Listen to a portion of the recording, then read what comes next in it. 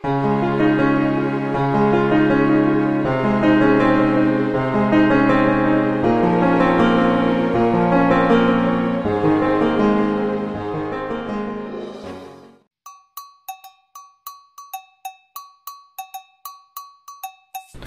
ayan.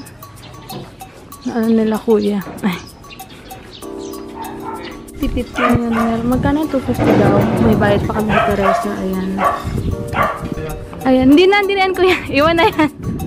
Ayan sila kuya. Hi kuya. Ayan. Pag gusto niyo maglipat bahay, yan sila kuya ha. Check namin. Kung may naiwan. Ano itong cream na to? May cream pa ako. May bleaching cream pa. Hindi ko alam kung saan galing.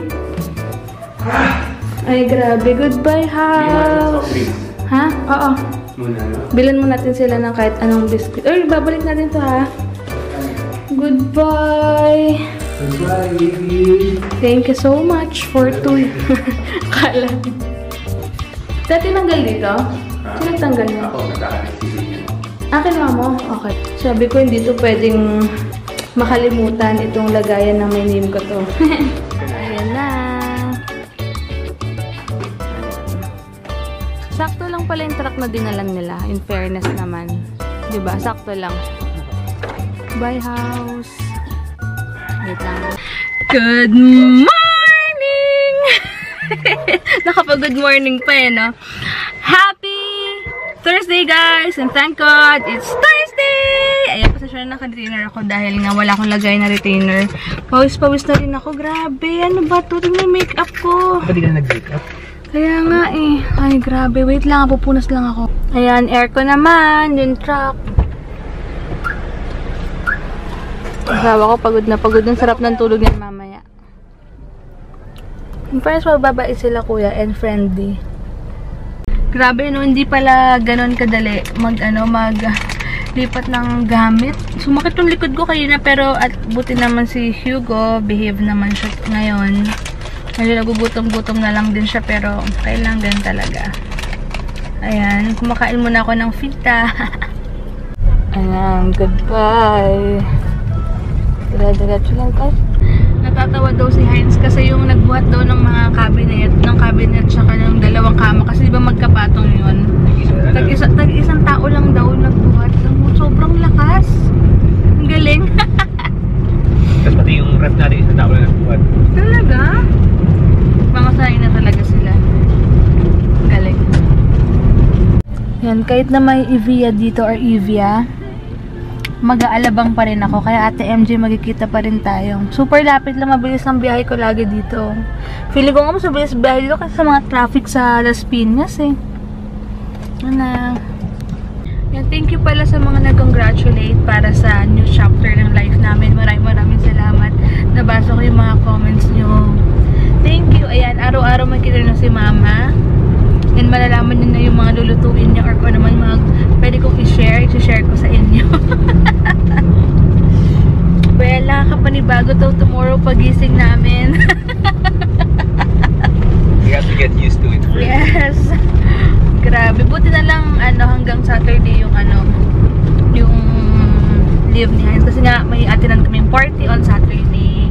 May time kami ngayon. Ngayon bukas mag-ayos ng bahay-bahay. Ay, santo! May kinukomposa naman si Heinz na kanta. Kaloka. Siya parinig ko sa inyo, guys. Sige, parinig. Narito na kami! Paparating na! Sa bayan ng Cavite!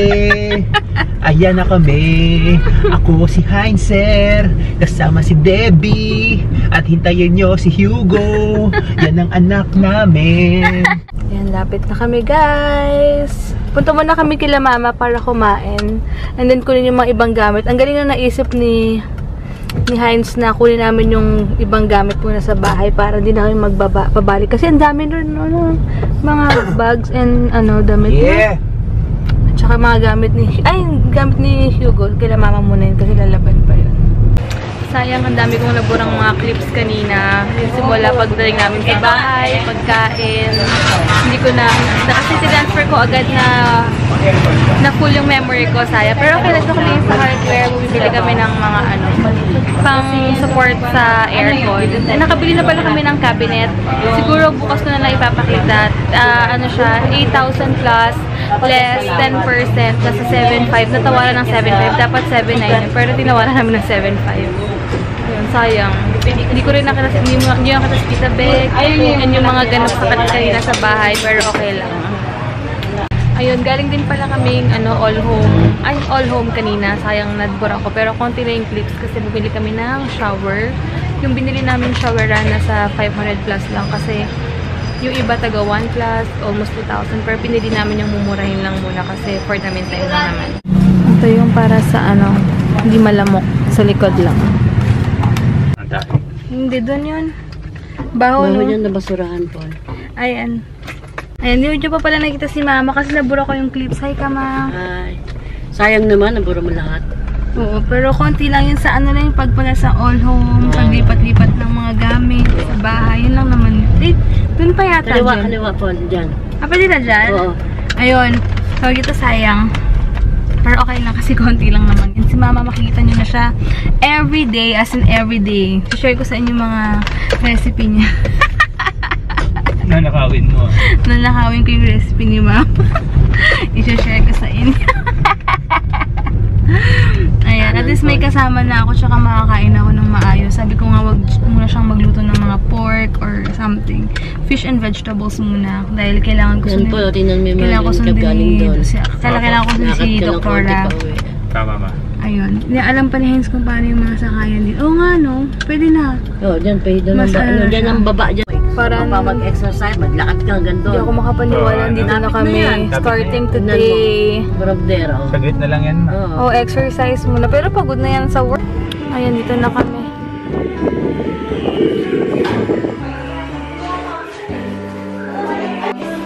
Hi, Tita! Nilinis pala ni Tita Gwento, kaya pala. Diba? Ayun, kama. Sayang, hindi nyo nakita kanina. Ayan. Kuya, okay. Inassemble ko na rin pala to. Yung namin. Ang tawag dito? Shurak. Wait lang, aray ko. Natawa pala si Mama kanina kasi si Heinz, inuna talaga yung makeup case ko bago yung mga maleta. Sa maleta kasi yung mga importante niyang gamit like mga relo, salamin namin. Ito talagang sinicure niya muna. Kaya nakakatawa. Ayan, hindi pala natanggal itong fan. Ay, grabe. Finally, naayos na. Grabe. Jen, ano yung ilang watts sa room natin? Papalagay namin yung ilaw. Ito 12 watts. Ito na yung binili namin sa nakabit na namin yung ilaw. Di ba, liwanag? Yay! Ito, papalinis na natin yung mamaya. Hindi, ito luma to eh. Yung bago. Oo. Grabe. Ay, grabe. Nakapagod. Sobra. Pero, kailangan ganun talaga. Kailangan mag-tiis-tiis lang muna. Si Hugo nakikisabay pa talagang super likot niya ngayon. Siguro kasi maingay. Kaya, ayan. Ginagawa na lang yung parang bakal sa bintana para for safety purposes na rin. Ayun. Tapos, wala. Dahil pa namin nga ayusin. Pero excited ako sa cabinet kasi siya, medyo malaki-laki siya. Tapos, may part na pang kay Hugo doon. So, okay siya. Para mas tipid na rin kaya sa bumili pa kami ng another cabinet. Pero, for the meantime lang naman yun. Pero, syempre, pag malaki-laki na siya, mas marami na siyang gamit. Mas may sarili na siyang cabinet. Pero ngayon, habang baby pa naman siya, ang mangyayari, syempre may crib doon or kung ano man. Pero in the future, siguro itong part na to na kinakatayuan ko na to, ito yung master's bedroom namin. Kay Hugo na yung sa part na yon. Pero for the meantime, kung ano lang muna yung kasya sa budget, yun muna yung dun muna yung namin, yung kama na, ay yung bedroom namin.